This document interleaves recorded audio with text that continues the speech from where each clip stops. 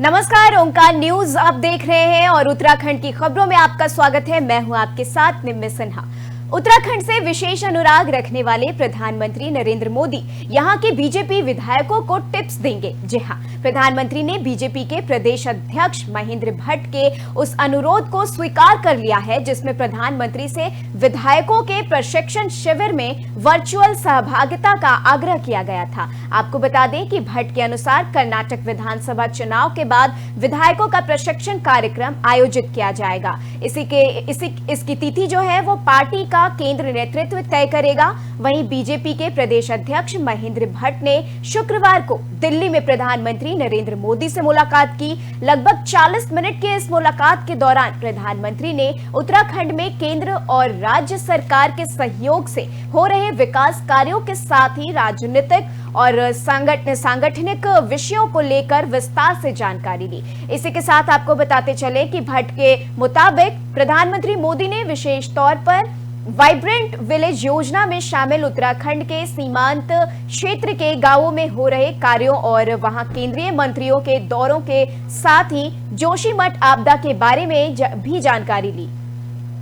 तो जो खबर है वो देहरादून से आ रही है, जहां की कर्नाटक विस चुनाव के बाद अब ये योजना तय की गई है कि प्रधानमंत्री वर्चुअल तरीके से बीजेपी के सभी कार्यकर्ताओं को टिप्स देंगे और उन्हें ट्रेन करेंगे। आपको बता दें कि वहां के प्रदेश अध्यक्ष के आग्रह पर प्रधानमंत्री मोदी इस वर्चुअल मीटिंग का आयोजन करेंगे। उत्तराखंड से ये विशेष अनुराग रखने वाले प्रधानमंत्री नरेंद्र मोदी यहां के बीजेपी विधायकों को टिप्स देंगे। प्रधानमंत्री ने बीजेपी के प्रदेश अध्यक्ष महेंद्र भट्ट के उस अनुरोध को स्वीकार कर लिया है जिसमें प्रधानमंत्री से विधायकों के प्रशिक्षण शिविर में वर्चुअल सहभागिता का आग्रह किया गया था। इसी के साथ आपको बता दें कि प्रदेश अध्यक्ष भट्ट के अनुसार कर्नाटक विधानसभा चुनाव के बाद विधायकों का जो प्रशिक्षण कार्यक्रम आयोजित किया जाएगा, इसकी तिथि पार्टी का केंद्रीय नेतृत्व तय करेगा। इसी के साथ आपको बताते चले कि बीजेपी के प्रदेश अध्यक्ष महेंद्र भट्ट ने शुक्रवार को दिल्ली में प्रधानमंत्री नरेंद्र मोदी से मुलाकात की। लगभग 40 मिनट की इस मुलाकात के दौरान प्रधानमंत्री ने उत्तराखंड में केंद्र और राज्य सरकार के सहयोग से हो रहे विकास कार्यों के साथ ही राजनीतिक और सांगठनिक विषयों को लेकर विस्तार से जानकारी ली। आपको बता दें कि भट्ट के अनुसार प्रधानमंत्री मोदी ने विशेष तौर पर वाइब्रेंट विलेज योजना में शामिल उत्तराखंड के सीमांत क्षेत्र के गांवों में हो रहे कार्यों और वहां केंद्रीय मंत्रियों के दौरों के साथ ही जोशीमठ आपदा के बारे में भी जानकारी ली है। तो ये तमाम बातचीत जो है वो प्रदेश अध्यक्ष और पीएम मोदी के बीच हुई है। आपको बता दें विशेष आग्रह पर पीएम मोदी बीजेपी कार्यकर्ताओं का प्रशिक्षण करेंगे, टिप्स देंगे, वर्चुअल मीटिंग का आयोजन किया जाएगा। तो ये जो तमाम अपडेट है वो देहरादून से आ रही है।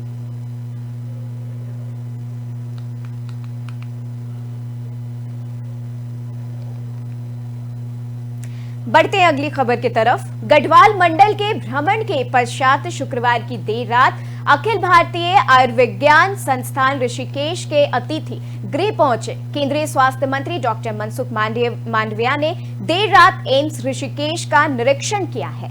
आपको बता दें कि इस दौरान उन्होंने भी इमरजेंसी और ट्रॉमा में भर्ती मरीजों का हाल जाना और एम्स की ओर से प्रदान की जा रही सुविधाओं के बाबत बात की है। शनिवार की सुबह वह दिल्ली के लिए रवाना हुए। ऋषिकेश से सड़क मार्ग के जरिए वो जॉली ग्रांट एयरपोर्ट पहुंचे। सुबह के 8 बजे फ्लाइट के जरिए दिल्ली के लिए रवाना हुए। आपको बता दें केंद्रीय स्वास्थ्य और परिवार कल्याण मंत्री डॉक्टर मनसुख मांडविया शुक्रवार की देर रात गढ़वाल मंडल के भ्रमण के बाद सड़क मार्ग के जरिए एम्स ऋषिकेश पहुंचे थे। वहीं आपको बताते चले कि अतिथि गृह में कुछ पल ठहरने के बाद वो रात में ही एम्स के निरीक्षण पर निकल गए। उन्होंने आधी रात को ही एम्स ऋषिकेश का दौरा किया। वहीं इमरजेंसी और ट्रॉमा सेंटर में मरीजों का हाल जाना। उन्होंने देर रात तक सभी व्यवस्थाओं का जायजा लिया है। तो खबर ऋषिकेश से है, जहां के केंद्रीय स्वास्थ्य मंत्री मनसुख मांडविया ने ऋषिकेश के दौरे पर एम्स एम्स का जायजा लिया। आपको बताएं कि ऋषिकेश एम्स में उन्होंने आधी रात को उन्होंने भ्रमण किया और सभी व्यवस्थाओं पर उन्होंने नजर डाली। इसी के साथ गढ़वाल मंडल के भ्रमण के पश्चात वो शुक्रवार की देर रात अखिल भारतीय आयुर्विज्ञान संस्थान ऋषिकेश के अतिथि गृह पहुंचे। केंद्रीय स्वास्थ्य मंत्री डॉक्टर मनसुख मांडविया ने देर रात एम्स ऋषिकेश का निरीक्षण किया है।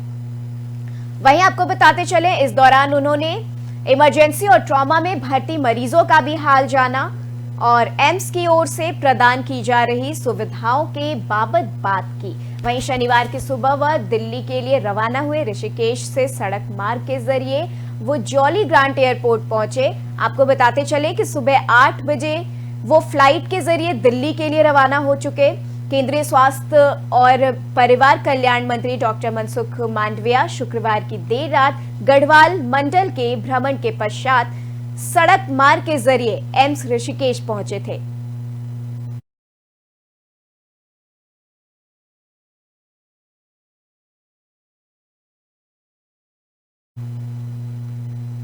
बढ़ते हैं अगली खबर की तरफ। उत्तराखंड में मौसम के बदले मिजाज के बीच ज्यादातर क्षेत्रों में बारिश और बर्फबारी और ओलावृष्टि हो रही है। देहरादून और मसूरी में गुरुवार रात आपको बता दें शुरू हुआ वर्षा का सिलसिला शुक्रवार को भी दोपहर बाद तक जारी रहा है। हालांकि आज यानी आपको बता दें शनिवार को धूप निकलने से कुछ राहत मिली है। इससे पहले शुक्रवार को बद्रीनाथ, केदारनाथ सहित ऊंची चोटियों पर यह बर्फबारी हुई है। वहीं यमुनोत्री धाम में रात को हिमपात हुआ। गंगोत्री धाम में भी बारिश हुई। शनिवार को भी केदारनाथ धाम और गंगोत्री सहित ऊंची चोटियों पर काफी बर्फबारी हुई। वहीं मौसम विज्ञान केंद्र के निदेशक विक्रम सिंह ने बताया कि प्रदेश भर में अगले कुछ दिन मौसम का मिजाज बदला हुआ रह सकता है। वहीं चोटियों पर हल्का हिमपात निचले इलाकों में होने की आशंका जताई जा रही है। मैदानी क्षेत्र में कहीं कहीं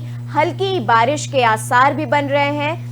यह क्रम आगामी 4 अप्रैल तक बना रह सकता है। ऐसे में तापमान सामान्य से नीचे रहने का अनुमान लगाया जा रहा है। तो देहरादून से ये खबर आ रही है जहां की काफी बर्फबारी हो रही है। केदारनाथ, बद्रीनाथ धाम, गंगोत्री हर जगह बर्फबारी का जो नजारा है वो देखा जा रहा है। इसको लेकर तापमान में भी काफी बदलाव हुआ है और दून के लोगों को ठंड का एहसास हो रहा है। आपको बता दें कि उत्तराखंड में मौसम के बदले मिजाज के बीच ज्यादातर क्षेत्रों में वर्षा और बर्फबारी के साथ ओलावृष्टि भी हुई है। वहीं देहरादून और मसूरी में गुरुवार रात शुरू हुआ वर्षा का सिलसिला शुक्रवार को भी दोपहर बाद तक जारी रहा है। हालांकि आज शनिवार को धूप खिलने से कुछ राहत मिली है। इससे पहले शुक्रवार को बद्रीनाथ, केदारनाथ सहित ऊंची चोटियों पर यह बर्फबारी देखा गया है। वहीं यमुनोत्री धाम में रात को हिमपात हुआ। गंगोत्री धाम में वर्षा हुई। शनिवार को भी केदारनाथ धाम और गंगोत्री सहित ऊंची चोटियों पर बर्फबारी हुई है। वहीं मौसम विज्ञान केंद्र के निदेशक विक्रम सिंह के मुताबिक प्रदेश भर में अगले कुछ दिनों तक मौसम का मिजाज बदला हुआ रह सकता है और इस तरह से बर्फबारी हो सकती है। वहीं चोटियों पर हल्का हिमपात निचले इलाकों में होने की आशंका जताई जा रही है। बताते चले कि मैदानी क्षेत्रों में कहीं कहीं हल्की वर्षा के आसार भी बन रहे हैं। यह क्रम आगामी 4 अप्रैल तक बना रह सकता है, यानी कि 4 अप्रैल तक मौसम का जो मिजाज है वो बदला बदला सा रहेगा। ऐसे में तापमान सामान्य से नीचे रहने का अनुमान जताया जा रहा है।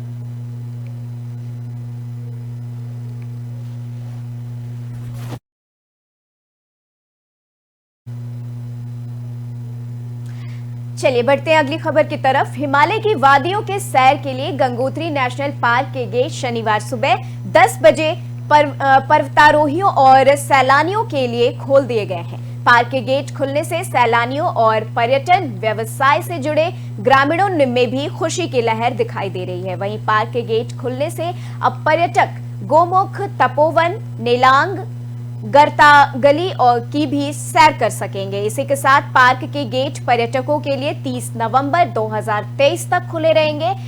आपको बताते चले कि पहले दिन गर्तांगली की सैर करने के लिए 4 पर्यटकों का दल गया है। वहीं शनिवार को गंगोत्री से 1 किलोमीटर गोमुख की और कनमुख बैरियर पर गंगोत्री नेशनल पार्क के उप निदेशक RN पांडे ने विधिवत रूप से पूजा अर्चना करने के बाद पार्क के गेट खोल दिए हैं। साथ ही आपको बता दें कि देश विदेश के पर्यटकों, पर्वतारोहियों तथा मां गंगा का उद्गम स्थल को देखने वाले धार्मिक पर्यटकों से गंगोत्री नेशनल पार्क में आने का आह्वान किया है। तो उत्तरकाशी से ये खबर आ रही है, जहां की हिमालय की वादियों की सैर को लेकर रोमांच शुरू हो गया है। आपको बता दें, कई पर्वतारोहियों और कई पर्यटक जो है उनमें खुशी की लहर दिख रही है। साथ ही साथ ग्रामीणों में भी खुशी की लहर है, क्योंकि पर्यटक के माध्यम से उन्हें भी रोजगार मिलेगा। आपको बता दें कि हिमालय की वादियों के सैर के लिए गंगोत्री नेशनल पार्क के गेट शनिवार सुबह 10 बजे पर्वतारोहियों और सैलानियों के लिए खोल दिए गए हैं। पूजा अर्चना के बाद इस गेट को खोल दिया गया। पार्क के गेट खुलने से सैलानियों और पर्यटन व्यवसाय से जुड़े ग्रामीणों में भी खुशी की लहर है। वहीं पार्क के गेट खुलने से अब पर्यटक गोमुख, तपोवन, नीलांग जैसी सभी जगहों पर सैर कर सकेंगे। पार्क के गेट पर्यटकों के लिए 30 नवंबर 2023 तक खुले रहेंगे। पहले दिन आपको बता दें कि गर्तांगली की सैर करने के लिए 4 पर्यटकों का दल भी पहुंचा है। शनिवार को गंगोत्री से 1 किलोमीटर गोमुख की और कनखू बैरियर पर गंगोत्री नेशनल पार्क के उप निदेशक RN पांडे ने विधिवत रूप से पूजा अर्चना करने के बाद पार्क के गेट को खोले हैं। वहीं इसके साथ आपको बता दें, देश विदेश के पर्यटकों, पर्वतारोहियों और मां गंगा का उद्गम स्थल को देखने वाले धार्मिक पर्यटकों से गंगोत्री नेशनल पार्क में आने का आह्वान किया गया है। तो उत्तरकाशी से यह खबर आ रही है, जहां की गंगोत्री पार्क का ये जो गेट है वो खोल दिया गया है, जिसको लेकर सभी सैलानियों में उत्साह नजर आ रहा है। और वहीं जितने भी व्यवसायी ग्रामीण हैं उनमें खुशी की लहर दिख रही है, क्योंकि कहीं ना कहीं पर्यटक के आने से उन्हें भी रोजगार मिलेगा। तो आपको बता दें कि इस गेट को खोल दिया गया है और अब हिमालय की वादियों में लोग गंगोत्री नेशनल पार्क का आनंद ले सकेंगे। पर्यटकों में खुशियों की लहर देखी जा रही है।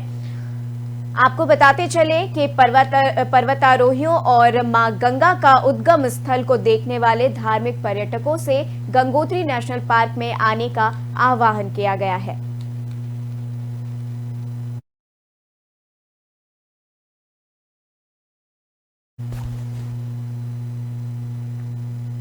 दिल्ली हरिद्वार हाईवे पर अलग अलग जगह सड़क हादसों में हरियाणा के 2 लोगों की मौत हो गई है, जबकि 4 लोग बुरी तरह घायल हो गए हैं। आपको बता दें कि एक हादसे में कार डिवाइडर से टकराई, जबकि दूसरे हादसे में कार आगे जा रहे वाहन से टकराई है। ये 2 घटना आपको हम बता रहे हैं। पुलिस ने शव को कब्जे में लेकर घायलों को अस्पताल में भर्ती कराया है। वहीं पुलिस के मुताबिक हरियाणा के पानीपत जिला निवासी 3 लोग स्विफ्ट कार से शुक्रवार की देर रात हरिद्वार जा रहे थे। जैसे ही इनकी कार मंगलोर हरिद्वार हाईवे पर खटका गांव के पास पहुंची तो कार अनियंत्रित होकर डिवाइडर से टकरा गई। आपको बता दें कि विभत्स हादसे में कार के परखच्चे उड़ गए हैं। हादसे में 32 वर्षीय संजय निवासी समालखा और जिला पानीपत और वहीं 35 वर्षीय विकास जो कि पानीपत हरियाणा का निवासी है, इन लोगों के घायल होने की सूचना सामने आ रही है। सभी घायलों को सिविल अस्पताल ले जाया गया है, जहां पर दीपक को चिकित्सकों ने मृत घोषित कर दिया है। वहीं दूसरा हादसा शनिवार सुबह 6 बजे की है, जब नगला इमरती गांव के पास ये हादसा हुआ है, जिसमें हरियाणा के सोनीपत निवासी लोगों की कार आगे जा रहे वाहन से टकरा गई। हादसे में 27 वर्षीय विक्की, वहीं 28 वर्षीय योगेश निवासी सोनीपत हरियाणा घायल हो गया है। तो आपको बता दें कि ये रुड़की से ये खबर आ रही है, जो बताएं कि रुड़की में ये बड़ा सड़क हादसा हो गया है। तो इस बड़े सड़क हादसे में घायलों की भी सूचना आ रही है और ये जो मामला है वो दिल्ली हरिद्वार हाईवे का है। दिल्ली हरिद्वार हाईवे पर अलग अलग जगह सड़क हादसों में हरियाणा के 2 लोगों की मौत हो गई है, जबकि 4 लोग घायल हो गए हैं। आपको बताते चले, एक हादसे में कार डिवाइडर से टकराई, जबकि दूसरे हादसे में कार आगे जा रहे वाहन से टकरा गई। पुलिस ने शव को कब्जे में लेकर घायलों को अस्पताल में भर्ती कराया है। वहीं पुलिस के मुताबिक हरियाणा के पानीपत जिला निवासी 3 लोग स्विफ्ट कार से शुक्रवार की देर रात हरिद्वार जा रहे थे, ये जानकारी सामने आ रही है। जैसे ही इनकी कार मंगलोर हरिद्वार हाईवे पर पहुंची, गांव के पास खटका गांव के पास पहुंची तो कार अनियंत्रित होकर डिवाइडर से टकरा गई।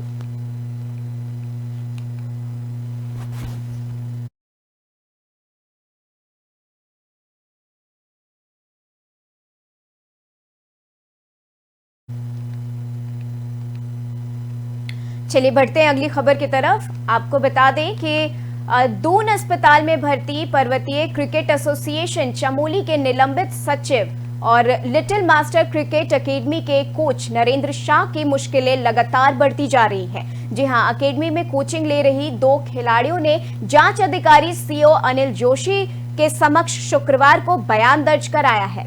सीओ अनिल जोशी के अनुसार खिलाड़ियों ने नरेंद्र शाह पर आरोप लगाया है कि कोच उनके साथ छेड़छाड़ करता था और कहता था कि क्रिकेट में आगे बढ़ना है तो तुम्हें क्रिकेट एसोसिएशन ऑफ उत्तराखंड के पदाधिकारियों के साथ संबंध बनाने होंगे। वहीं खिलाड़ियों ने कहा कि उन्होंने वर्ष 2018 की एकेडमी ज्वाइन की थी। खिलाड़ियों ने आरोप लगाया है कि कोच लंबे समय से उनके साथ छेड़छाड़ कर रहा था। वहीं आरोपित कोच सीएयू के 2 पदाधिकारियों का नाम लेकर कहता था कि उसकी उनसे अच्छी पहचान है। उन्हें धमकाया जाता था कि यदि किसी को कुछ बताया तो वह उन्हें उत्तराखंड में खेलने नहीं देगा और भविष्य खराब कर देगा।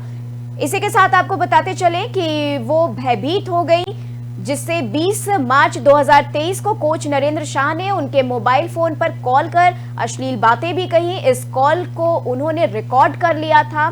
तो ये जो पूरा मामला है वो सामने आ रहा है, देहरादून से ये मामला सामने आ रहा है, जहां की क्रिकेट एसोसिएशन के जो कोच है उसने इस तरह से फोन करके और अभद्र चीजों का इस्तेमाल किया।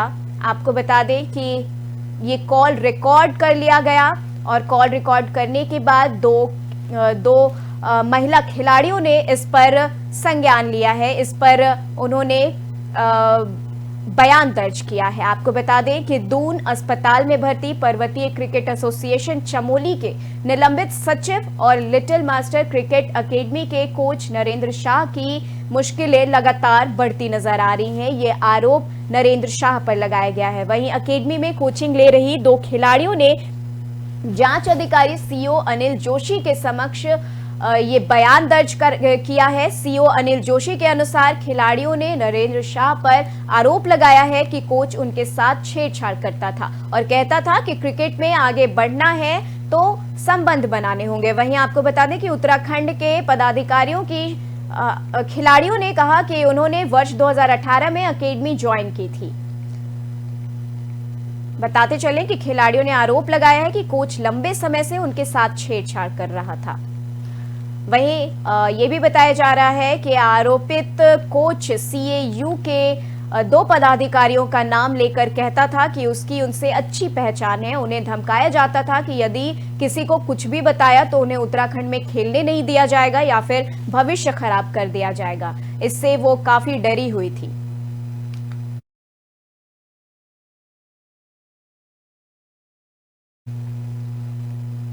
और बढ़ते हैं अगली खबर की तरफ। वित्तीय वर्ष 2022-23 की समाप्ति के साथ ही नगर निगम देहरादून ने रिकॉर्ड बना लिया है। जी हां, निगम ने पहली बार 50 करोड़ रुपए का लक्ष्य पार करते हुए इस वित्तीय वर्ष में 52 करोड़ रुपए भवन कर वसूली की है। आपको बता दें, वित्तीय वर्ष के अंतिम दिन 3.5 करोड़ रुपए भवन कर जमा हुआ। वहीं खास बात यह है कि वन अनुसंधान संस्थान ने भी अपना 7 साल का बकाया 2.37 करोड़ रुपए नगर निगम में जमा करा दिया। ये भवन कर वर्ष 2016 से मार्च 2023 तक का है। आपको बताते चले कि नगर आयुक्त मनोज गोयल के कार्यालय में शुक्रवार को एफआरआई के अधिकारी पहुंचे और जहां निगम के कर अधीक्षक धर्मेंद्र पैन्यूली ने भवन कर का आकलन कर धनराशि बताई है।